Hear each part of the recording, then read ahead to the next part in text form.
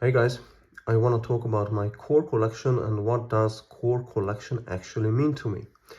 So my core collection consists of watches which I like so much and enjoy so much that I regularly wear them and I don't ever want to sell them. And so it's kind of a commitment.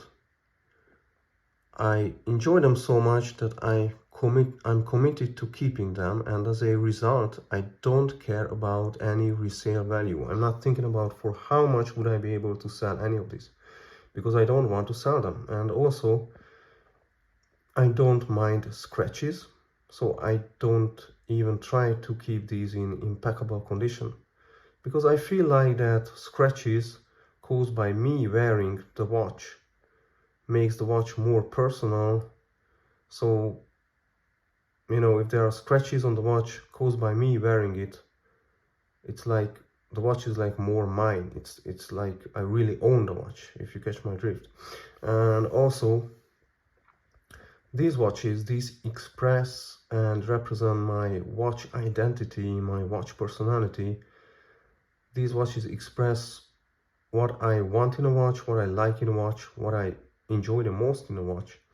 And over the years, I had to realize that all I want is divers.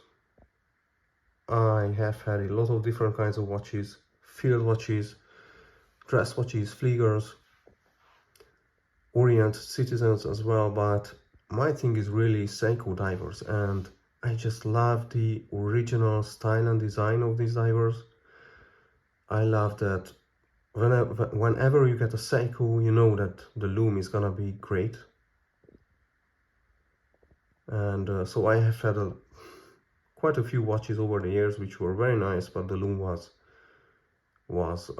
very, very, very disappointing. But what I like about Seikos is that I really love the style and design, and the loom is great. And as far as accuracy goes, I don't really care.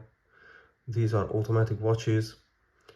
I wear one watch for a couple of days, usually at the most, So when I don't wear them and I pick them up, I have to set the time anyways.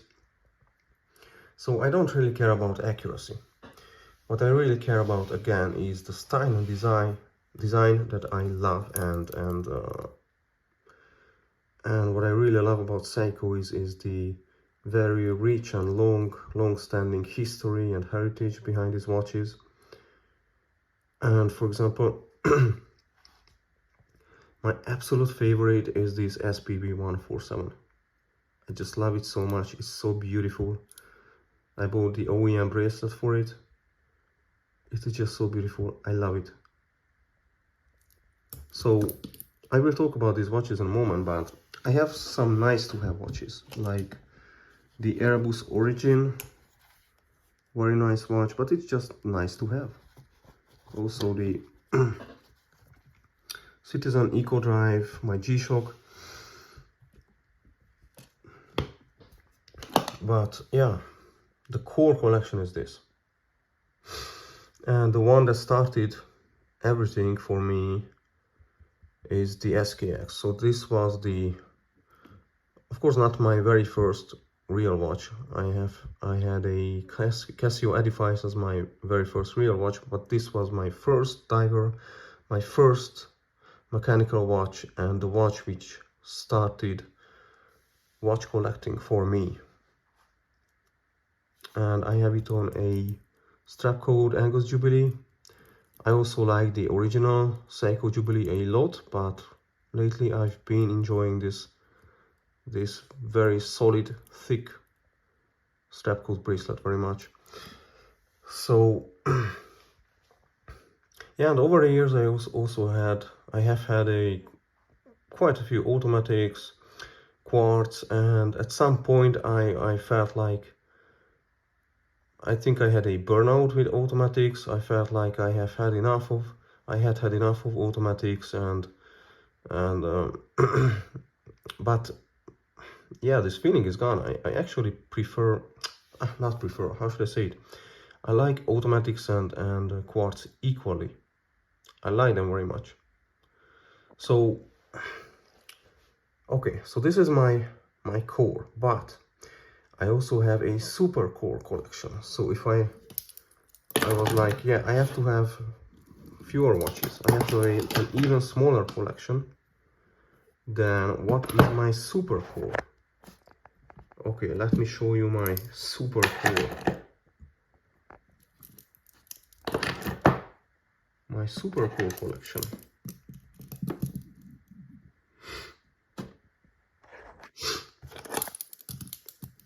This is my super core collection. These two watches are my absolute favorite. And I really hope that at the end of the month I can get a green Willard SPB 153, I think. And that one is gonna be also in the super core, I'm pretty sure. I already know that I'm gonna love that watch. So I also have a hypercore, okay? So level up, turn on the hyperdrive. My hypercore collection, if I only had to have one watch only, it would be the Tuna.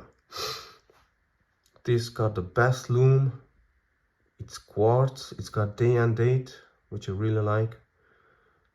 And I absolutely love the style. I love how it looks.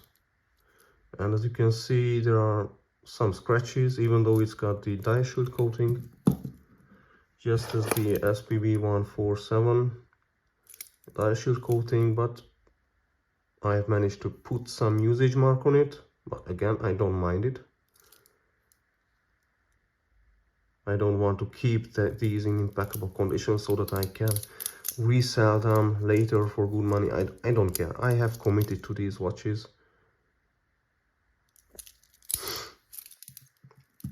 Yeah, so if I had to have two watches, it would be these two. If I had to have one in one watch, it would be the Tuna. But my complete core collection is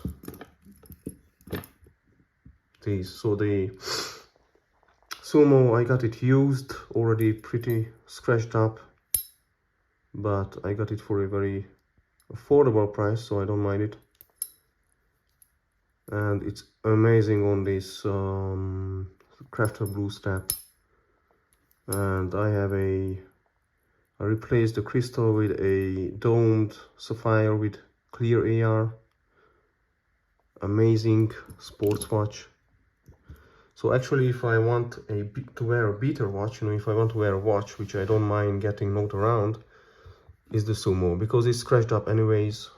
The bezel insert is also scratched up at some places. Yeah. So I don't mind the Sumo being knocked around. I'm a bit more careful with the SPB 147 and also with the Tuna, not because these cannot take beating, they can.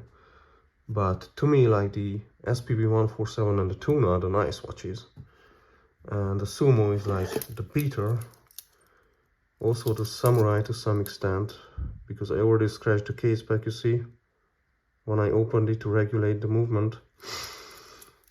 But it's also such a beautiful watch. I mean, the beauty of this is stunning. And I also don't baby the SKX.